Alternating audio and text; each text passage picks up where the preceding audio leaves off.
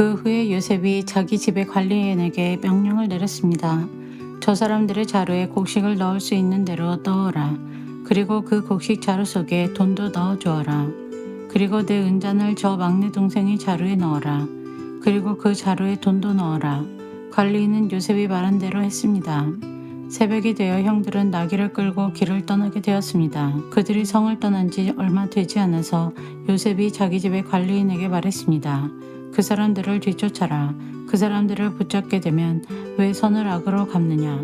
너희들이 훔친 잔은 내 주인이 술을 마실 때 쓰시는 것이다. 그리고 꿈을 해몽하실 때도 그 잔을 쓰신다.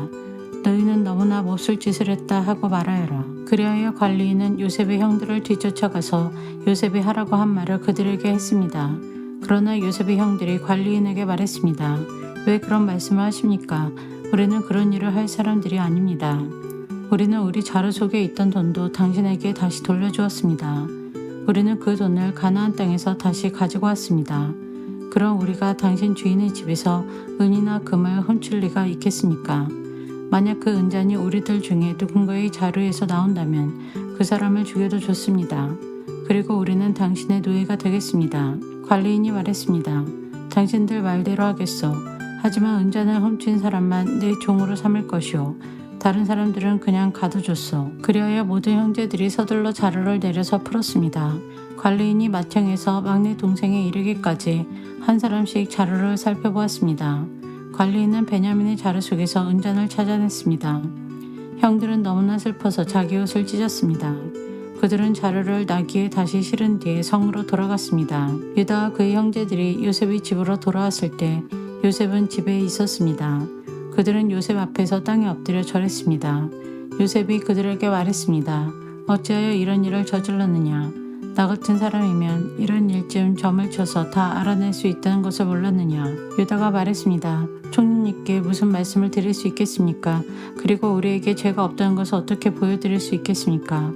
하나님께서 우리의 죄를 드러내셨습니다. 그러니 이 잔을 훔친 베냐민뿐만 아니라 우리 모두가 총리님의 종이 되겠습니다. 그러나 요셉이 말했습니다. 그런 일은 내게 있을 수 없다. 오직 은잔이 그 짐 속에서 발견된 사람만이 내 노예가 될 것이다. 나머지 사람들은 자유롭게 너희 아버지에게로 돌아가도 좋다. 그러자 유다가 요셉에게 나아가서 말했습니다. 총리님께 한 말씀 드릴 테니 허락해 주십시오. 제발 저에게 노여워하지 마십시오. 총리님은 파라오만큼이나 높으신 분입니다. 전에 저희가 여기 왔을 때 총리님은 너희에게 아버지나 다른 형제가 있느냐 하고 물어보셨습니다. 그때 저희에게는 늙으신 아버지가 계십니다. 그리고 동생도 있습니다. 저희 동생은 아버지가 늙으셨을 때 낳은 아들인데 저희 막내 동생의 형은 죽었습니다. 그래서 그 막내 동생은 그 어머니의 마지막 남은 아들이 되었습니다.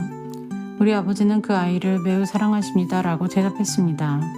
그러자 총리님은 저희에게 그 동생을 나에게 데려오너라. 그 사람을 보고 싶다 하고 말씀하셨습니다. 우리는 총리님께 그 어린아이는 자기 아버지를 떠날 수 없습니다.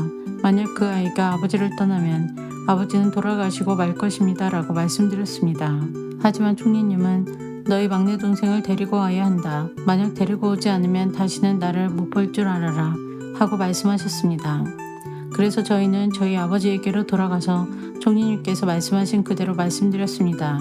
얼마 뒤에 저희 아버지께서 다시 가서 곡식을 좀 사오너라 하고 말씀하셨습니다. 그래서 저희가 아버지께 말씀드렸습니다. 막내 동생과 함께 가는 것이 아니라면 갈 수 없습니다. 막내 동생을 데리고 가지 않으면 총리를 만날 수 없을 것입니다. 그러자 제 아버지께서 저희에게 말씀하셨습니다. 너희도 알듯이 내 아내 라헬은 내게 두 아들을 낳아주었다. 그런데 한 아들은 나를 떠났다. 나는 그 아이가 틀림없이 들짐승에게 찢겨 죽었다고 생각한다. 그 아이가 나를 떠난 뒤로 나는 그 아이를 한 번도 보지 못했다. 그런데 너희가 이제는 이 아이마저도 내게서 빼앗아 가려고 하는구나. 이 아이에게 어떤 좋지 않은 일이 일어날지 모른다. 그렇게 되면 나는 죽을 때까지 슬퍼하게 될 것이다. 그러니 저희가 그 막내 동생 없이 집에 계신 아버지께 돌아가면 어떤 일이 일어나겠습니까? 저희 아버지에게 그 아이는 무엇보다도 가장 소중한 아들입니다. 아버지께서 만약 그 아이가 저희와 함께 오지 않는 것을 아신다면 아버지는 돌아가실 것입니다.